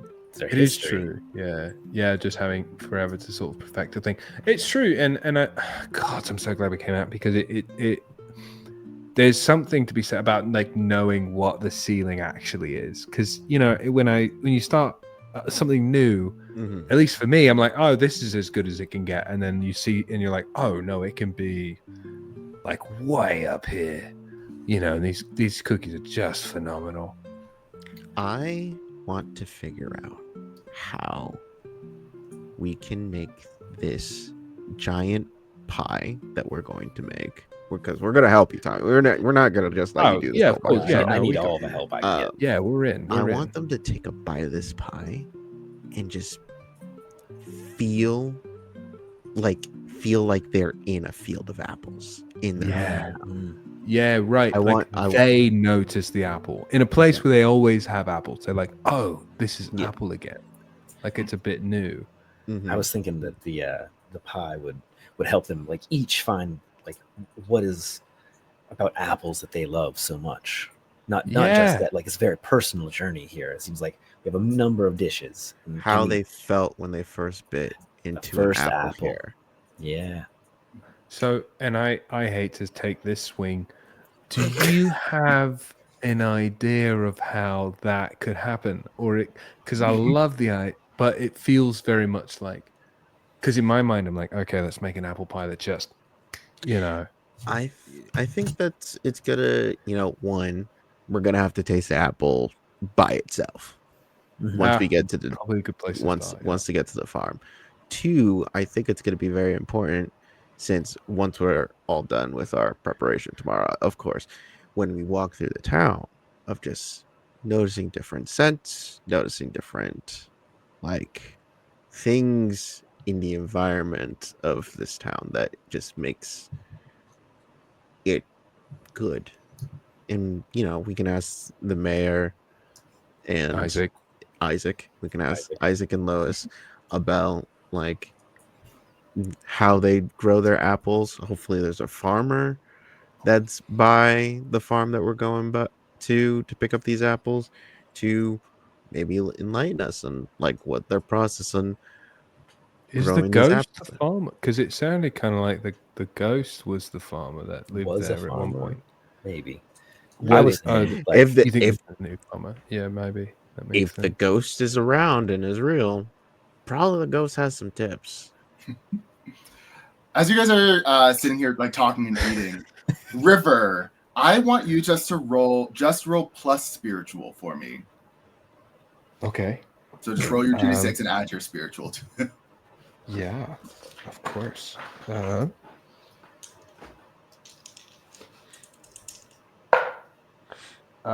That's a 10. Cool. Full success. You guys are talking, and I think you're still picking at this apple cookie, and you take a bite, and there's an immediate sensation of you've had this before. You've had this exact cookie before. Oh, I was about to be like, you've had this exact conversation before. This is the time. I know this ghost. We've done this before. the last town we were in was actually really about pears. We just literally had the same conversation. Yeah. Yeah, there was a ghost farmer in the pear town as well, where we made a giant pear pie. No, It's always pie. they love their pies. But I think, okay, so in that case, I think as I take this bite, sort of having this conversation, thinking about the ghost, thinking about like all of these different things, bites into it, that lights up this different part of his brain. And I think it's one of those moments where if you're watching from the outside, you almost see like every sense like shut down and sort of start to go internal, as if trying to like hone in on that. Like stops paying attention to the conversation, stops paying attention to everything. The cookie just sort of like drops in his hand to the plate as he's trying to sort of like narrow in on like, wait, why, what does that mean? And I think for him this is like a super important detail. He's like, am I only remembering this because I've been trying to make this cookie, or is this actually like a clue, like a hint as to something from before? I think also on a 10, I'll give you one other thing. As you kind of do that internalizing, trying to find in your like mind palace where this cookie is, where this flavor is, you also just hear the sound of laughter. The kind of laughter that like, not necessarily something funny was said, but the kind of laughter that's like friends and loved ones gathering together and just laughing because it's the best feeling to make at the moment. And you can tell, like you can feel like a woman's laughter or hear a woman's laughter, but you can't place it, and but you can feel that in conjunction with knowing you've had this cookie before. There's this weird moment, I think, for River that takes place where it is a conjunction of both like sort of a primal joy and also this deep frustration of like, I'm remembering this beautiful thing and I can't, it's the word on the tip of my tongue, I can't place it, I don't know what it is. And I think it comes out in sort of like, so if you saw the shutdown happen before, what happens next, and it's sort of momentarily, because all of this is taking place in his head in like a matter of moments, shuts down, and then just sort of like tosses the cookie down on his plate, shoves it away, and then just sort of like scoots back away from the conversation, and just this sort of like frustrated huff as he's like feels like he's so close to turning over a piece, and yeah, it's not happening. Have we seen River like this before? I think I think it happens periodically. I don't know. I think this is a piece that hits closer to home. So I would say this is an exaggerated version of something you've probably seen before, or slightly exaggerated version. But I do think you've seen occasionally these moments of like shutdown followed by like frustration. Like maybe in the middle of the day, he just sort of like stops talking to people and like, goes away or like goes and sits somewhere for a hot second. So I wouldn't say it's like this is coming out of nowhere. But it is a little bit like, oh, that's the thing he does. Oh, he's a little bit more. That's more than I've seen him do before. Let's just give him a second. He'll come back around. Pushing the apple infused water closer. Apple, yeah. There's a slice of apple like floating on top. Yep. It takes a second or two, so it's just brow is like very furrowed, and then he like grabs the water both paws and just sort of like takes a really big drink out of it. It sort of tries to shake it off. Sorry, I I don't know. Thought I had something there, but I lost it, so I don't know. It's all right.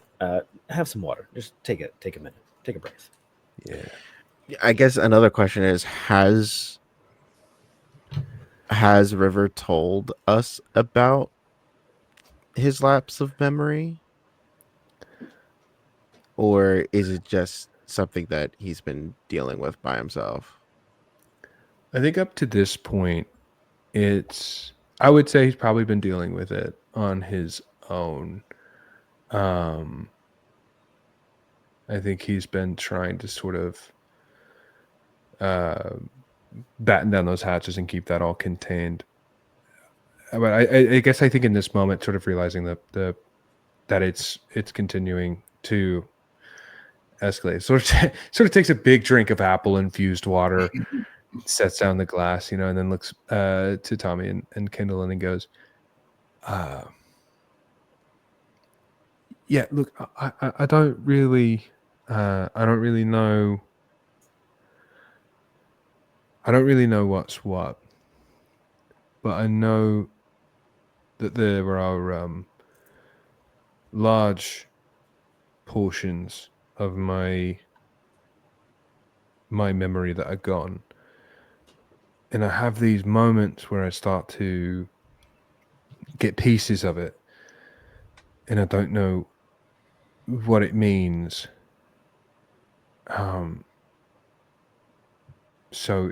But like just now, I know I've had that cookie before, and I know that I had it with someone that meant everything to me, but I don't know who they were. I don't know what that meant. I don't know in what way they were everything to me. It's honestly the reason I started making cookies in the first place. It's the only thing I could remember. I knew that there was someone that meant the world to me, kind of glimpses of their face. And I knew that they liked cookies. There was a connection there, and I just thought maybe if I start making cookies, that will change something. And I just keep circling the drain on this one, So sorry about that. I'm still with you. Still focused. Still gonna make the apple pie, but just sorry about that. Apparently, at some point. Maybe I've been here. Maybe I really was here. You don't need to apologize for that. You need to apologize for the past things you've been through. I just don't know what I've been through. Yeah. To tell you the truth, I don't know what it was. But it's made me wonder, and this is a bit off-putting, but I do think that maybe I wasn't always an otter. I don't think I always look. I don't know that for sure, but I don't think I always was. So that's interesting, as well. Right? Anyway, Otter or no? Magic's weird. It is weird, and I wish that they would just tell me what happened, but they didn't. And so we are where we are. I'm an otter now. I'm here. I'm into it. I'm making cookies, but Good cookies. Well, thank you. I Damn appreciate good that. cookie. Hey, And thanks. Guys, you stop. You don't have to say that. Oh, I no. appreciate They like put a hand like this on a shoulder, like. No, stop. You don't have to say Oh, that. okay. I appreciate it. no, Oh, look, I just don't bring have- out like a crystal, and it's like all the reviews of your cookies, and Yeah, like yeah. 5 stars, and guys. Oh man, you don't have to do that. Stop. That's nice. And these are out of Thank you. 5, not 7.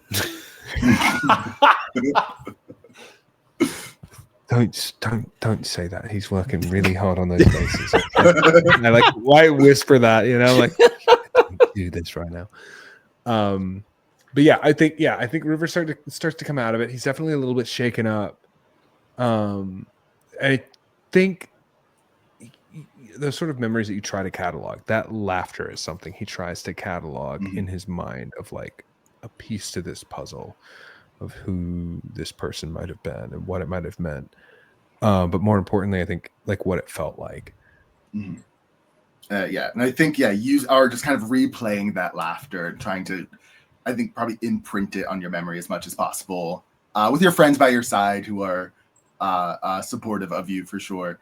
As I think, you all wrap up here as the bistro is starting to, it's not like you guys have been closing the place down, but like you were kind of the only table there the evening, and you guys finish up and head back to the bakery for a good night. I have to go back for the tweed jacket because Kendall forgot to remind me. I thought you think put it back Tommy- on.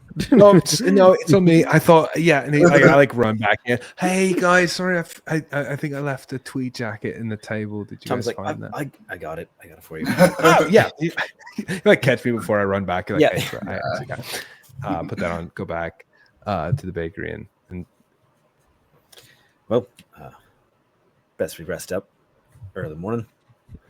Yeah, we got to get our 4 hours. oh yeah, we get to sleep in tomorrow. Oh. 4 whole hours. So you guys have a restful 4 hours of sleep up before the sun rises, before the rooster crows, and all of that. I would love to. What are your mornings like? Like, what is the vibe between the three of you? And also, who do you all wake up simultaneously, or does one of you wake up first? I think I wake up to make the coffee. I You feel know like what? this is the, You know what? The house makes the coffee. the house makes the Yeah, coffee. you wake Oh, up to get the coffee that the Yeah. house has made. Yes. I feel like this is the one thing that like Tommy indulges in a little bit. He's that one that like always rolls out a little bit late. Mm-hmm. I think River's kind of a toss up, but I think similarly to Tommy, he likes to indulge. I think he does come down early, but he's not like sitting drinking the coffee and clocking in at the last minute, kind of up early, if that makes sense. Like he's down there, but he's not. You're reading the newspaper. You're like, you're getting settled. He's like, sitting. He's got the coffee in his hand. He's like, this is nice. I'm gonna take this moment and sit. Mm-hmm. Okay, it's 3:59. Fine, I'll clock in. Yeah, it's 3:59. Tommy is in like a robe with slippers, like fuzzy slippers in the morning. Yeah, I think Kendall is more of the type of like gets the coffee and is doing like the little things that they can do like with one hand, like putting wood in the oven, turning on the lights, making sure like the wash water is filled and changed. Just like the little thing, nothing like too big prep, but it's just like walking around with the cup. It's like meandering. I think it's I think River kind of does some, but more like the outside stuff, like making sure like the seating outside kind of makes sense, and that there's like wood that would if the fireplace gets lit is out there. I think he's more of like the kind of go outside with the cup of coffee, but similarly make sure that nothing important, but just like kind of trying to straighten up and make sure that things are kind of at least halfway where they're supposed to be. Kendall is triggering me of that was me when I worked at a cookie shop, because I would always it was right next to a coffee shop that was open super early, and I would get there at 5 a.m. and so I would get a coffee, go in, and I was the only person there from 5 until 7. So I'd go turn all the ovens on, check all I had like my little checklist of things I had to do, and I would like with a coffee in hand start making chocolate chip cookies at 5 in the morning. And so now I'm just like, I need to get out of that headspace. I'm not that person anymore. This is annoying. So yeah, you guys, you do your morning rituals. I feel like Tommy's doing some sunrise salutations. Yeah, absolutely. In his robe and slippers. You're getting ready for the day. I think as you're waking up, like the inn is also waking up. Like you can see like the little trinkets that come to life are, they're like twinkling with magic. Which as they like at the end of the day, all of the trinkets do go back into the hearth, and like that's where they sleep. They just like hang out in there. And like you can like feel as if the entire building is like taking a deep breath in as the day starts. And I think knowing you're gonna be away, like I think the trinkets can kind of run the store while you guys are gone. But they just need to have things for you guys to to sell. Like you have some things like pre-made out. So then you guys do that. I think in the morning. I guess just a little bit. I would love all of you either to do a baking by the book or a recipe wrangling roll for me. Your choice. Could I go recipe wrangling again? Yeah, totally. By the book is mental wrangling. Mental, spiritual. Yeah. To 10 for me. Nice. I think some inspiration from the conversations about apples and stuff. Tommy's also recipe wrangling as he's thinking about this pie. Oh. Then that's a 12. Hey, all right. I'll do the mental again. Woo, that's cocked. Honor the cock. Honor the chocolate. Honor the chocolate. That is a 9. 9. Cool. Mixed success. And then sorry, what did Tommy get? Sorry. I rolled a 12. 12. Cool. Yeah. Was that sorry, did you roll 2 6s or was that with No, it was 10 plus 2. Cool. I do love that you clocked the sun salutations because that is like totally yeah. I was like, I know this person for sure. I've dated this person before. I think. Do you need the other roll? Hmm? Do you need the other roll? No, just choose one of the others. Yeah, just one of them. Okay. Yeah. No, you're good. Oh no, I meant the like. Oh, yeah, that roll. Yes, yeah. All of you roll your d6. 5 for me. 5. I got a 6, so it's 3. I got a 3, so it's 3. So plus 5 plus 3, 8 to innovation, and then 3 to the other one. Quality. Yes, thank you. My brain. Yeah, you guys do that. I think that takes you, a handful of hours to do. And I think by the time you're kind of wrapping up and you're like making sure everything is settled for the day to kind of run without you there, you see coming through the front door is once again Lois, and directly behind her also is Eleanor, and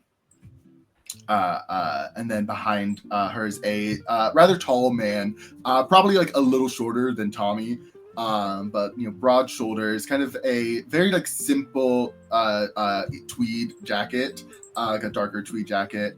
Very like well manicured facial hair and styled hair, but has very like kind eyes with like wrinkles on the edges, and like full like apples on his cheek, like very like pronounced cheeks as he smiles as he enters. You see Lois says, "Good morning. Sorry, hope you don't mind us just coming in. Thought we would come in, say hello, see if you were ready to head over to the farm. This is the mayor, my husband, Isaac. Isaac comes forward, addresses all of you, and says, "Good morning. My wife spoke very highly of you, and I am appreciative and grateful for your contribution to our lovely town of Havershan." Hi, Isaac. Good morning. Good morning. Good morning. Morning. Would you like some mocha? Oh, that sounds lovely. Thank you. Just pour. Is Eleanor there too? Yes, Eleanor is there too. Yes. So give the adults the mocha. Mhm. Give Eleanor a hot chocolate. She takes it very excitedly and says, thank you very much. Ooh. They say, Lois says, oh, so, yeah, it's just like maybe it's like a 10-15 minute walk towards the edge of town to get to the old farm. Ready when you guys are. If you need to do anything else before, we head out, that's totally fine. It's up to you. No, I think we're good to go. Let me get just a couple of breakfast tarts over here. Oh. Bacon apple, actually. Oh, lovely. Tweed jacket goes on. Just like packing away some stuff for the road. Mhm. Oh, yeah. Everything's There's all just good. snacks in every pocket of this tweed jacket. Just like pats the walls, like Blanc got this. Mhm. Yeah, I like step over a couple of the little guy, and then I turn back to one of them like, you don't sell the apple cookies yet, okay? Look at my face. You don't sell those yet. I haven't got them down. Anything else though, you leave those where they are. No to the apple cookies, all right? Perfect. Leave. I also do love River, the 2 items of clothing River owns: tweed jacket, apron. That's it. Correct. Yes. Yeah. That's his two moods. Either he's got the apron on or he's got the tweed Going out. jacket. Yeah. What people don't tell you is my clothes are very much like that one Plastic Man scene. Is like, oh, you have clothes on? Is like clothes. Yeah, just full plastic, whatever's going on. Correct. There. This is just what I am. I was built with the fit, all right? This is what it is. This is what it is. Yeah. Makes cleaning a breeze. Yes. Laundry? So easy. You guys head on out with Eleanor, Lois, and Isaac. I think Eleanor spends time, is talking to River a lot, and more so talking at River about just some of the cool things she's found. Not just rocks, but she was like, this guy likes my rocks, so we made like the other things. She talks about like a cool mushroom and some He's like very into all of it. Yeah. Is the reality of this situation. Like he is somewhat unironic. Like I think there's a part of him that's like, oh yeah, it's a kid. Let me just kind of like play safe. But there's also a part of it that's like, here's this mushroom. And he's like, that's actually super cool. Yeah. Lois and Isaac are walking. Lois has her hand in Isaac's, like the crook of his elbow as they walk. You get the idea of like they are like a very loving couple, but also a very power couple of like they have to put on this front of they are together in all of this, even when they're just walking down the street. Anytime a person walks by, they both like a little creepily simultaneously raise their hand and say hello, good morning, how do you do, the whole spiel. Are you River, you're speaking with Eleanor, Tommy, Kendall, are you guys trying to talk up Isaac or Lois, or what are you guys doing as you walk over? Yeah, I think I'm asking basically the same question that I asked the waitress of like what are like some tastes or like what are like some specific smells that is just like staple to this town. Or like or even if like is like, hey, is it possible that we can talk to some farmers to get to know like the process about the how you guys grow apples here? I think Isaac definitely said, we can definitely connect you with some of the farmers. They're very proud of their apples, as all of us here are in Havershan. It's but you know, actually, the second thing that Havershan is we send out to the world, we have as well as our orchards, have a handful of apiaries, and have do lots of honey. Honey is a very common Havershanian export and loved by all in the town. I think Eleanor adds on and says, you know, in fact, on the first date that me and Isaac went on, instead of bringing a bouquet of flowers, he did bring a jar of honey from his own beehive, and it was very sweet. Both That's the actual honey actually. itself was very sweet, and the action was very sweet.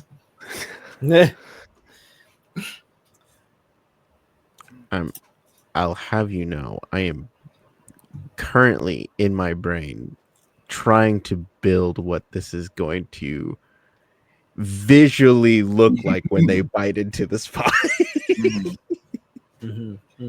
Yeah.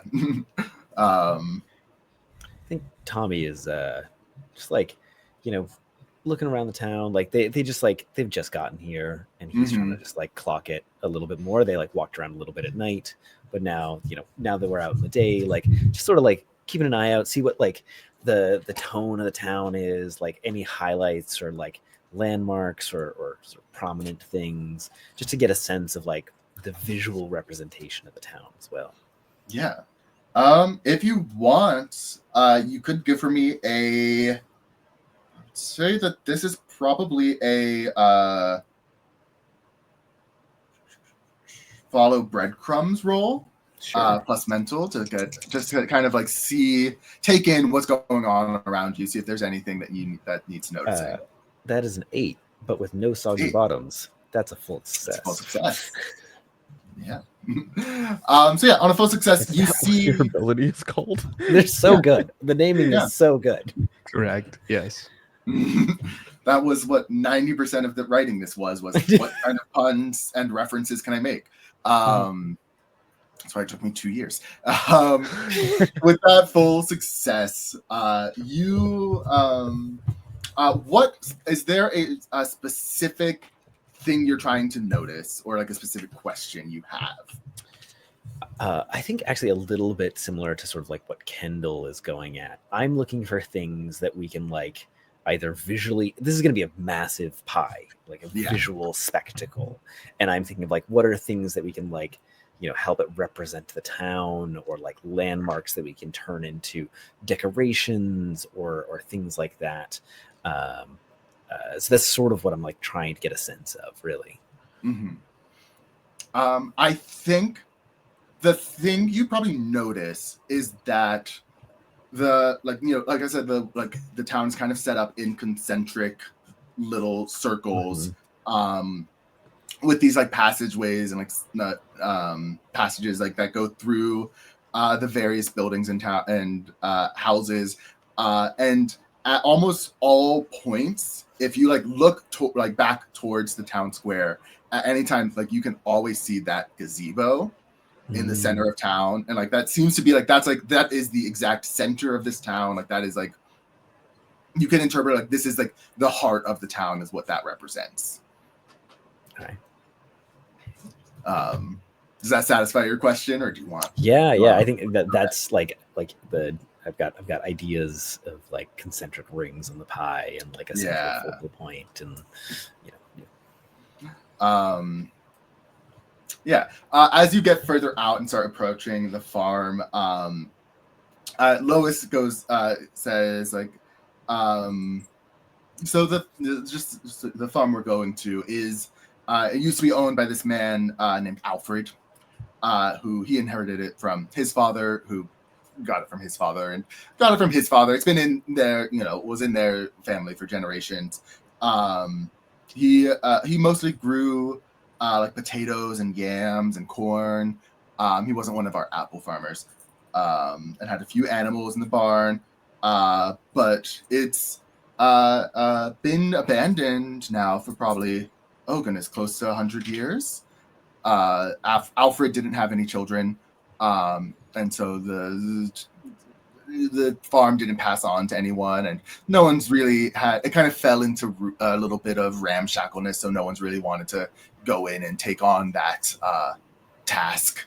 But we sometimes use the barn for storage from time to time, and it's the fields are known. Children sometimes go running through them just for fun. There's nothing dangerous out there, so.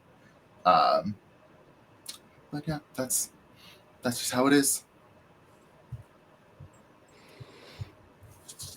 As Lois brings that up, I think probably speaking just to River at this point, because she knows that her mom will berate her if she brings it up to everyone else. Eleanor says to River, is like, well, the actual reason no one's tried doing anything with it is anytime someone has tried to like go in and change it, put up new walls or anything like that, weird things happen and people get like scared away, and no one wants to deal with a ghost haunting their whatever they're going to put in there. I think River sort of takes that into twofold, right? There's a part of his brain that's like, okay, part of the kid ghost story.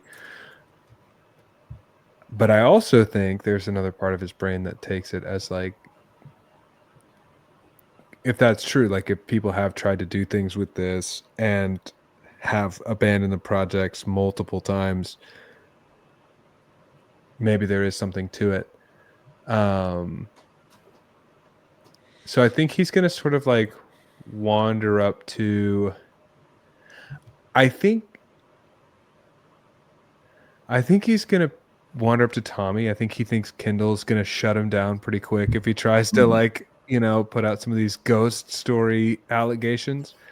So he wanders kind of up to Tommy and he's like, hey,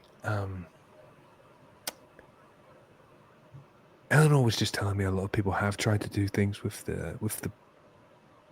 this whole premises, and that weird things happen when they do.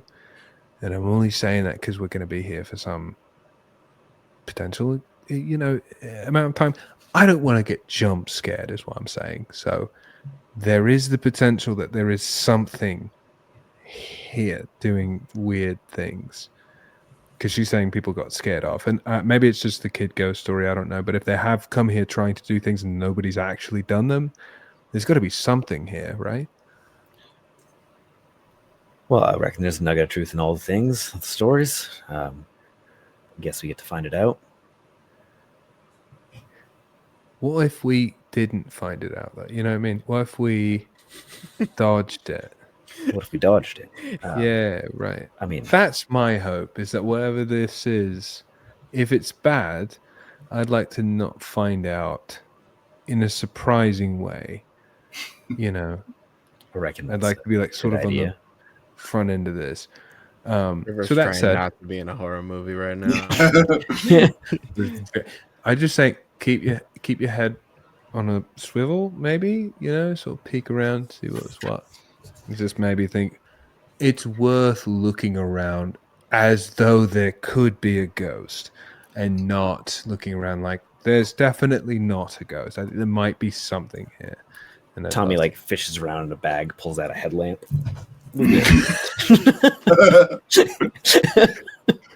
River nods in a very serious appreciation of that. Like, yes, this is what I was hoping to get out of this conversation. Was you pulling out the headlamp. I think for River, he's associated the headlamp with Tommy taking something seriously. He's like, okay, he's got the headlamp out. He's actually paying attention. Like, right. This is lamp. This is lamp. Lamp time. This is lamp worthy. He's not pulling that out for everything. Anything, but he's definitely. Just turns back and clocks like the headlamp going on. Like, he's like, oh, what's God. happening? It's like, oh no, not this again. Not this again. It's like pulling up his socks. Like, you guys, as you're talking, you've made your way onto the premises of what is clearly just like an abandoned farmland. You can see the farmhouse. It's a it's a little one-story ranch-style home with like the porch.